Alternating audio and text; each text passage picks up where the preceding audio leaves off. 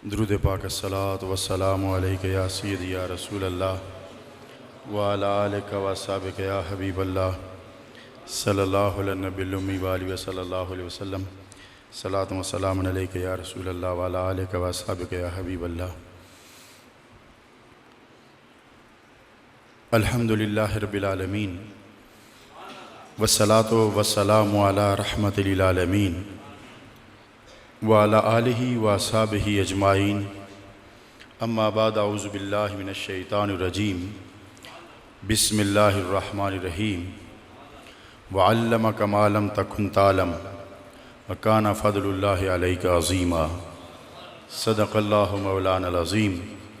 व क़ालल्लाहु तबारक व तआला फ़ी शान हबीबिही बिस्मिल्लाहिर रहमानिर रहीम।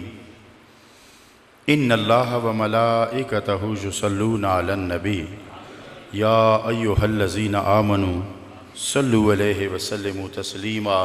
अल्लाहुम्मा सल्लि अला सय्यिदिना व मौलाना मुहम्मदिन व अला आलि व अस्हाबि सय्यिदिना व मौलाना मुहम्मदिन व बारिक व सल्लिम व सल्लि अलैहि।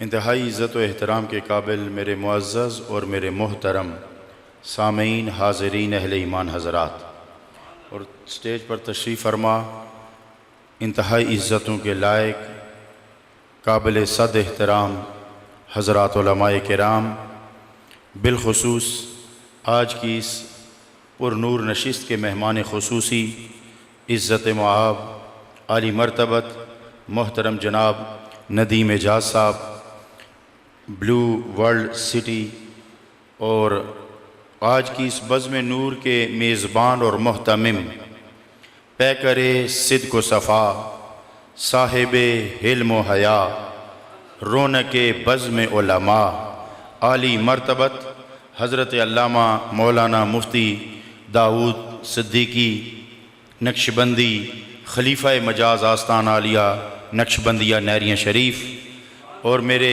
इंतहाई मोहब्बतों के लायक हाफ़िज़ अज़ीम साहब तुर्कवाल से, हाफ़िज़ बासम साहब और उलमाए किराम जिनके अस्माए गिरामी से मैं अपनी कमज़ोरी को कबूल करता हूँ कि लाइल्मी की वजह से इनके अस्माए गिरामी ज़बान पर लाने से महरूम हूँ। बहरहाल इन उलमाए किराम का साया अल्लाह रब्बुल इज़्ज़त अहले सुन्नत वल जमात पर कायम व दायम फरमाए। ये वो हस्तियाँ और वो लोग हैं जो अपनी जवानियों के वो दिन जब लोग अपने दुनियावी मुस्तकबिल को संवारने के लिए लगे होते हैं, अच्छी से अच्छी नौकरी की तलाश में होते हैं, बैरून मुल्क के सफ़र इख्तियार करते हैं ताकि मैं अपने बच्चों के मुस्तकबिल के लिए कुछ कमा के, कुछ बना के, कुछ अच्छे से इंतज़ामात कर सकूं। ये वो ज़िंदगी के भरपूर दिन कुरान व हदीस का नूर समेटने में सर्फ करते हैं और फिर मसल्ला इमामत पर खड़े होकर जब अल्लाह के दरबार में झुकने की बारी आती है तो फिर क़यादत इन्हीं लोगों के हाथ में हुआ करती है। हज़रात मोहतरम, आज जामिया रज़विया अनवारुल कुरान में जो असबाक का आगाज़ किया गया है, ये वो इल्म है मेरे दोस्तों कि इल्म कहते किसे हैं और इल्म क्या दौलत है, क्या सरमाया है, किस चीज़ का नाम इल्म है। एक बात याद रखना कि हमें मार कहाँ पड़ती है कि कभी कभी हम फ़न को इल्म समझना शुरू हो जाते हैं। फ़न और होता है, इल्म और होता है। फ़न और चीज़ होती है, इल्म और चीज़ होती है। अरे सितारों का माहिर हो जाना, ये इल्म नजूम हासिल करना, ये फ़न है। अर्ज़ियात का माहिर हो जाना, ये फ़न है। पानी को रोक कर, सिलों को रगड़ कर बिजली पैदा कर लेना, ये फ़न कहलाता है। अरे ज़मीन को नाप लेना, ये भी फ़न कहलाता है।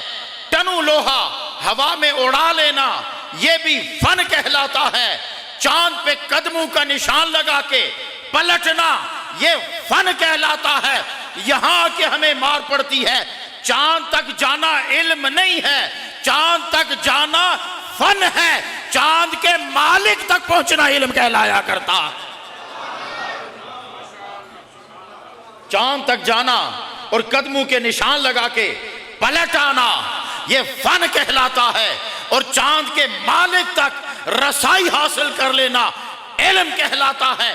अब आओ मैं फन और इल्म का फर्क समझा देता हूं। अरे फन ये है कि तुम मोबाइल के जरिए अपनी आवाज को शर्क से गर्ब में मुंतकिल कर लेते हो, पाकिस्तान से काल मिलाते हो तो अपनी आवाज को सऊदिया मुंतकिल करते हो, मगर सेट के मोहताज, बैलेंस के मोहताज, टावर के मोहताज, कंपनी के मोहताज, बिजली के मोहताज, जो इल्म असबाब का मोहताज कर दे वो फन कहलाता है, मगर बगैर किसी सबब के मदीने से निहामद में आवाज पहुंचाना इल्म कहलाया करता है। ऐसे ही तो रब ने नहीं फरमा दिया व अल्लमका मा लम तकुन तालम व कान फदलुल्लाहि अलैका अज़ीमा। अरे चांद का टुकड़ा कर लेना, रब ने नहीं फरमाया मैंने तुम पर फजल किया तो तेरी उंगली से मेरे हबीब चांद टुकड़े हो गया। अरे गूंगे को बुलवा लेना, मेरे रब ने नहीं फरमाया सोने मेरे करम से तूने गूंगे को बुलवा लिया। दरख्त को अपने पास बुला लेना, रब ने नहीं कहा सोने ये मेरा फजल था कि तेरे इशारे से दरख्त चल के आ गया। अरे बच्ची को कब्र से उठा के जिंदा कर लेना, रब ने नहीं फरमाया ये मेरा फजल है जो तूने हयात बांटी। लेकिन नहीं, जब इल्म की बारी आई तो रब्बे कायनात फरमाता है वल्लमका मा लम तकुन व कान फदलुल्लाहि अलैका अज़ीमा। सोनिया मैंने तुम्हें, अब यहाँ एक इतराज किया जाता है कि नबी तो नहीं जानते थे इसलिए रब फरमाते जो नहीं जानते थे तो वो मैंने तुम्हें सिखाया। नहीं, रब ने ये नहीं फरमाया कि तू जानता ही नहीं था तो मैंने सिखाया, रब ने फरमाया जो नहीं जानता था वो भी सिखा दिया है। अब यहाँ इल्मी तर्जमा ये बनता है कि जो नहीं जानता था वो भी सिखा दिया है, और रूहानी तर्जमा ये है कि सोने मेरे तेरे दरमियान जो पर्दे रहते थे हमने वो भी उठा दिए हैं। वअल्लमका मा लम तकुन तालम व कान फदलुल्लाहि अलैका अज़ीमा। इसलिए इल्म किसे कहा जाता है? अरे समंदर की रफ्तार को नाप लेना इल्म नहीं कहलाता, मगर समंदर को अपने हुक्म के ताबे कर लेना इल्म कहलाया करता है। ये भी तो इल्म है ना कि किसी को पढ़ाओगे तो अल्फ़ाबेट पढ़ाओगे ना, अलिफ बे से शुरू करोगे ना, ABC से शुरू करोगे ना, फिर जुमले बनवाओगे, फिर लिखवाओगे, फिर उन आवाज़ों से आशनाई पैदा करोगे, फिर उन आवाज़ों से जब आशनाई पैदा होगी तो तब हुरूफ की पहचान पैदा होगी। अब लकीर लगाते हैं, ये अलिफ नहीं होता, ये अलिफ का निशान होता है। टेढ़ी लकीर लगा के उसके नीचे नुक्ता लगाते हो, ये हकीकत में बा नहीं होती, ये बा का निशान होता है। एक इसी तरह लाइन लगा के उसके ऊपर दो नुक्ते लगा लो, ये ता नहीं होती, ये ता का निशान होता है। इसी तरह अलिफ लिख के दो लाम लिख के छोटी हे ला के ऊपर शद डालो, ये अल्लाह नहीं होता, ये इसमें अल्लाह का निशान हुआ करता है। वरना ये भी तो कुरान है जो हम सामने रख के टेबल पे रख के बैठते हैं, ये भी तो कुरान है जिसे हम कंधे पे रख के चलते हैं, ये भी तो कुरान है जिसे हम ताकचे में रख लेते हैं, ये भी तो कुरान है जो छोटा बच्चा घर से उठा के मस्जिद में आ जाता है, मस्जिद से उठा के घर में चला जाता है। कुरान ये भी है और कुरान वो भी है जिसके लिए रब ने फरमाया लौ अंज़लना हाज़ल कुरान अला जबल। अगर इस कुरान को मैं पहाड़ पे उतारता,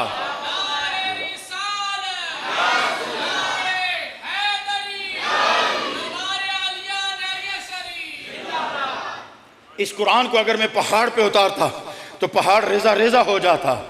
वो भी कुरान है, और जो हाफ़िज़ कुरान पूरा कुरान सीने में लिए फिरता है ये भी कुरान है। फर्क क्या है उस कुरान में और इस कुरान में? आओ मैं आज आपको एक बारीक नुक्ता बताऊं। ये जो मसाजिद के ताकचे में रखे होते हैं, क्या इसे कुरान कहोगे?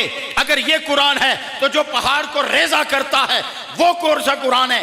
जो ताकचे में आया ये कौन सा कुरान है? तो सुनो, कुरान की हकीकत और है, नक्शे कुरान और है। कुरान की हकीकत और है, नक्शे कुरान और है। ये जो ताकचू में रखा होता है ये नक्शे कुरान है, और हकीकत कुरान ये है कि हज़रत अली फरमाते कि अगर सिर्फ फातिहा की सूरत तफसीर लिखूं तो 70 ऊँट बन जाएं फिर भी पूरी ना हो। 70 ऊँट बन जाएं। जिस फातिहा को 70 ऊँट नहीं लेकर जाते, जिसका वजन 70 ऊँट नहीं उठा सकते, वो चंद आयात में सिमट कर आ गई है, तो फिर मानना पड़ेगा ना ये निशान कुरान है और मेरे मुस्तफ़ा का वजूद तफसीर कुरान है। ये नक्शे कुरान है, वो तफसीर कुरान है। अब मुफ्ती साहब ने एक ख़ास बात कही थी कि जब इल्म और तरीक़त और शरीयत इकट्ठे होते हैं तो फिर फ़र्क क्या होता है। आओ मैं अब एक बारीक नुक्ता समझाना चाहता हूँ। कुछ लोग कुरानी को हिदायत समझ बैठे, वो साहिबाने इल्म हैं, और जो कुरान और साहिबे कुरान से रिश्ता जोड़ बैठे वो साहिबाने नज़र हैं। साहिबे, अब आप कहोगे ये साहिबे नज़र क्या होता है, साहिबे इल्म क्या होता है, तो फिर सुनो, इल्म सिर्फ जानना होता है, और इल्म नाबीना भी सीख सकता है मगर देख नहीं सकता। इल्म बहरा भी सीख सकता है मगर सुन नहीं सकता। इल्म गूंगा भी सीख सकता है मगर बोल नहीं सकता। ये इल्म जानना और चीज़ है, मुशाहिदा और चीज़ है। अब जानने और मुशाहिदे में फ़र्क क्या है? अरे मुशाहिदा क्या होता है और जानना क्या होता है, ये बारीक नुक्ता आपके सामने रख के मैं आपको ये समझाना चाहता हूँ कि तरीक़त क्या है, शरीयत क्या है, इल्म क्या है और इरफान क्या है। इल्म में और इरफान में क्या फ़र्क है, इरफान में और कुर्ब में क्या फ़र्क है, कुर्ब में और वसल में क्या फ़र्क है। इल्म कहता है कि वो और है, तू और है। वसल कहता है नल हक नल हक नल हक। ये वसल का मरला है, वो इल्म का मरला है। इसलिए याद रखो, जो इल्म और तरीक़त को इकट्ठा करे, रूहानियत और शरीयत जब इकट्ठे होते हैं, सूफीज़म और इल्म जब इकट्ठे होते हैं, रूहानियत और इल्म जब इकट्ठा होता है, तब जाके कोई फरीदुद्दीन गंजे शकर बना करता है, तब जाके कोई निज़ामुद्दीन औलिया बना करता है, तब जाके कोई मेहरे अली शाह बना करता है, तब जाके कोई ख्वाजा कासम मोड़वी बना करता है, तब जाके कोई ख्वाजा गुलाम मुहियुद्दीन गज़नवी बना करता है। हज़रात मोहतरम, अब मैं इल्म और मुशाहिदे, जानने और इरफान और इल्म की फ़र्क थोड़ा सा वाज़े करके इजाज़त चाहूँगा। बस ये एक नुक्ता समझने की कोशिश करना। हज़रत इब्राहीम अलैहिस्सलाम ने सवाल किया, बस ये आखिरी मेरी गुफ्तगू है 2-4 मिनट की, कैफ़ तुह्यिल मौता, रब्बा तू जिंदा कैसे करता है। मैं उलमा के दामन में एक सवाल रखना चाहता हूँ, क्या इब्राहीम नहीं जानते थे? नहीं बात समझ में आई? क्या ये इल्म इब्राहीम के पास नहीं था? हज़रत इब्राहीम के पास इल्म था ना, ये इल्म तो था कि रब जिंदा करता है, फिर क्यों कहा कैफ़ तुह्यिल मौता? इसका मतलब ये है कि इल्म मंजिल आशना करता है, मंजिल पर पहुंचाया नहीं करता। इल्म मंजिल आशना करता है, मंजिल आशना जरूर है, मंजिल रसा नहीं। वरना क्या कुफार ने नहीं कहा था, वमा नअबुदुहुम इल्ला लियुक़र्रिबूना इलल्लाहि ज़ुल्फ़ा। उलमा बैठे हुए हैं, मेरी गुजारिशात पर ज़रूर तवज्जो फरमाएंगे।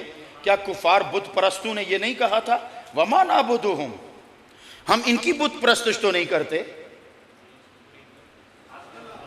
इल्ला लियुक़र्रिबूना इलल्लाहि ज़ुल्फ़ा, इसलिए ताकि ये हमें उसके करीब करें। इसका मतलब है उन्हें भी इल्म था कि अल्लाह है, इल्म था कि अल्लाह है। लिहाजा इल्म का होना काफी नहीं, सिर्फ इल्म का होना काफी नहीं। वरना क्यों हजरत इब्राहीम, वो तो अल्लाह के नबी हैं और अबुल अंबिया हैं, खलीलुल्लाह हैं, फिर भी कह रहे कैफ़ तुह्यिल मौता। तो पता है रब ने क्या फरमाया, अवलम तुमिन, क्या तू ईमान नहीं रखता? क्या तू ईमान नहीं रखता? तो क्या कहा हजरत इब्राहीम ने, बला, काला बला, क्यों नहीं, ईमान तो है, वले यतमइन्ना कल्बी, मगर इत्मीनान चाहिए, मगर इत्मीनान चाहिए। अब मैं एक सवाल करना चाहता हूं, मुझे इतना समझाया जाए, ये ईमान क्या है, ये इत्मीनान क्या है? कि ईमान है और इत्मीनान नहीं। बात समझ में आई कि नहीं? ईमान है मगर इत्मीनान नहीं। क्यों नहीं था? तो इसीलिए कहना बोले यत्मइन्ना कल्बी, इत्मीनान कल्ब चाहिए। ईमान था, इत्मीनान कल्ब नहीं था। ईमान का माना यह है कि ये इकरार कर लेना, ये जान लेना कि अल्लाह एक है, और इत्मीनान ये है कि जब तक दीदार ना हो जाए इत्मीनान नहीं हुआ करता, जब तक मुशाहिदा ना हो जाए। काला वाला कहा क्यों नहीं? बोले यत्मइन्ना कल्बी, मगर इत्मीनान कल्ब चाहिए। इसका मतलब ये हुआ कि इत्मीनान हासिल होता है मुशाहिदे के साथ, इत्मीनान हासिल होता है मुशाहिदे के साथ। तो फिर याद रखो, इल्म और तरीकत जब इकट्ठे होते हैं तब इरफान हासिल होता है। जब इल्म हो और तरीकत और रूहानियत किसी साहिब नजर की नजर ना हो। अब मैं बस आखिरी बात, कुरान की तिलावत करो। हाफिज़ कुरान है। एक हाफिज़ साहब ने मुझे कहा जी मैं 38 मुसल्ले सुना चुका हूँ। एक हाफिज़ साहब ने बताया जी मैं 45 मुसल्ले सुना चुका हूँ। एक शख्स ने कहा जी मैं 60 बरस मेरी उम्र है, 45 हज कर चुका हूँ। एक शख्स ने कहा जी मैं 2.5-3 करोड़ सालाना ज़कात देता हूँ। एक ने कहा जी मैंने सारी उम्र तहज्जुद कज़ा नहीं किए। एक ने कहा जी मैंने कभी किसी का दिल नहीं दुखाया। मैंने सबको लाइन में इकट्ठा करके कहा बताओ ये सारे अमाल करने के बाद जन्नत की ज़मानत मिली? सारे अमाल इकट्ठे करने के बावजूद जन्नत की ज़मानत मिली? उन्होंने कहा ये तो पता नहीं जी कि कबूल हुआ कि नहीं हुआ, जन्नत मिली कि नहीं मिली। फिर मैंने कह दिया नमाज ज़मानत जन्नत की तेरे पास भी नहीं, वो बैतुल्लाह के तवाफ़ ज़मानत जन्नत की तेरे पास भी नहीं, हरम में पड़े हुए नवाफिल जन्नत की ज़मानत तुम भी नहीं देते, ए ज़कात जन्नत की ज़मानत तू भी नहीं देती। मैंने कुरान से पूछा तो कुरान ने तो मामला ही उल्टा कर दिया। मैंने कहा ए कुरान तू बता तेरे पढ़ने से कुछ जन्नत की ज़मानत मिलती है? उसने कहा तूने पढ़ा नहीं। मैंने कहा क्या? युदिल्लु बिही कसीरन व यहदी बिही कसीरा। मैं कहाँ ज़मानत देता हूँ? मेरे पास तो करंट का वो आलम है कि किसी ने जुई गलत उंगली लगाई तो मर गया, दुरुस्त उंगली लगाई तो बच गया। जिसने दुरुस्त उंगली लगाई उसका घर रोशन हो गया, जिसने गलत उंगली लगाई उसका घर उजड़ गया। मैंने कहा इसका मतलब यह है कि कुरान तू बसाता भी है, तू उजाड़ता भी है। तो मैंने कहा बता जमानत कहाँ मिलेगी? तो उसने कहा जमानत की जगह एक ही है, वो मुस्तफा का दर है जिसने कह दिया था ओ जाओ तुम 10 जन्नती हो गए हो, जाओ तुम 10 जन्नती हो गए हो। इसका मतलब है कि जमानत का दरबार एक ही है जिसे दरबार मुस्तफ़ा कहते हैं, जिसे दरबार मुस्तफ़ा कहते हैं। बस कहने का मकसद ये है कि ये कुरान रोशनी तब देता है जब साहिब कुरान से रिश्ता जुड़ा होता है। जो ये कहते हैं ना जी हम सिर्फ कुरान के पीछे नमाजें पढ़ते हैं, तो वो सिर्फ कुरान के पीछे नमाज पढ़ के साबित भी तो कर देना। इसलिए ये याद रखो ये कोई बहस नहीं है, कोई मुनाजरा नहीं है, किसी को चैलेंज नहीं है, किसी को कोई फ़िरकावारियत की बात नहीं है। मैं बताना ये चाहता हूँ कि इल्म असल में मकसूद इल्म ये है कि बंदा इरफान इलाही हासिल करे, बंदा रब के करीब जाए। तो कुर्ब इलाही हासिल करने का जो इल्म है वो दुनिया के सारे इल्म हासिल करने चाहिए, मगर मस्जिद कुरान और हदीस से रिश्ता सबसे मजबूत रखना चाहिए। सबसे कंपलसरी मजमून अपनी ज़िंदगी में ये मदारस का इल्म है। जो लोग फ़िक़्ह पढ़ते हैं, जो लोग हदीस पढ़ते हैं, जो लोग तफसीर पढ़ते हैं, जो लोग सर्फ पढ़ते हैं, जो लोग नाव पढ़ते हैं, जो लोग नमाज के फ़राइज़ व वाजिबात समझने की कोशिश करते हैं, जो कुरदीन सीखना चाहते हैं, हकीकी इल्म ये है कि जो दुनिया में भी काम आएगा आखिरत में भी काम आएगा। और सरकार ने फरमाया तुम्हारे अमाल मुनक़ते हो जाएंगे, मगर 3 अमाल ऐसे हैं कि जो तुम्हारे मरने के बाद भी तुम्हारी नेकियों का रजिस्टर खुला रहेगा। तू कुछ नहीं करेगा मगर नेकियां तेरे पलड़े में आती रहेंगी, तू कुछ नहीं करेगा मगर तेरा रजिस्टर चलता रहेगा, तू कुछ नहीं करेगा मगर तेरा खाता खुला रहेगा। उन 3 में एक ये भी फरमाया कि इल्म नाफे। इल्म नाफे, ये इसमें इल्म नाफे होता कौन सा है? बस आखिरी एक जुमला कह दूँ, उलूम व फ़नून ये सारे फ़ानी हैं, जिस इल्म ने बाकी रहना है वो इल्म नाफे है। बस इतना याद रखो, जिस इल्म ने बाकी रहना है वो फ़ानी है, और वो कौन सा इल्म है, वो एक ही नुक्ते पे आके इकट्ठा हो जाता है और कब्र में पूछा जाएगा मा कुन्त तक़ूलु फ़ी हक़्क़ि हाज़ा रजुल ले मुहम्मद सल्लल्लाहु अलैहि वसल्लम। बता तो सही, तो ज़िंदगी में इनके बारे में क्या कहा करता था, इनको भी जानता था कि नहीं जानता था, इनको भी पहचाना करता था कि नहीं पहचाना करता था, और क्या कहा करता था। अल्हम्दुलिल्लाह मैं किबला मुफ्ती साहब की खिदमत में हदिये तबरीक पेश करता हूँ और दुआएं करता हूँ। ये उलमाए किराम जो तशरीफ़ फरमा, इनका इसम शरीफ कारी मोहम्मद सदीक़ साहब आली कदर, अल्लामा ताहिर शफ़ीक साहब, अल्लाह ताला इन हस्तियों का साया अहले सुन्नत पर कायम रखे, इनका वजूद कायम रखे। ये वो पाकीज़ा हस्तियाँ हैं जो अब सीने में कुरान और हदीस का नूर लिए गली गली फिरते रहते हैं। बस एक आखिरी बात कहूँगा, एक कागज़ पर अगर एक आयत लिख ली जाए तो कागज़ तो बड़े मिल्लू से निकलते हैं ना, लेकिन कभी देखा किसी ने कोई कागज़ उठा के चूमा हो? नहीं ना। अगर उस पर कुरान की आयत लिखी हो तो उसे उठा के चूमते हो कि नहीं चूमते? तो कागज़ अदना मखलूक है ना। अगली बात तो आपको खुद ही समझ आनी चाहिए, कागज़ तो अदना मखलूक है ना। उसके सीने पे कुरान की एक आयत आई तो तूने उठा के चूम लिया, तो जिसने पूरा कुरान सीने में रखा हुआ उसका एहतराम कितना होगा, उसका अदब कितना होगा। अल्लाह रब्बुल इज़्ज़त आपकी मेरी हम सब की हाज़री कबूल मंजूर फरमाए। वमा अलैना इल्लल बलाग।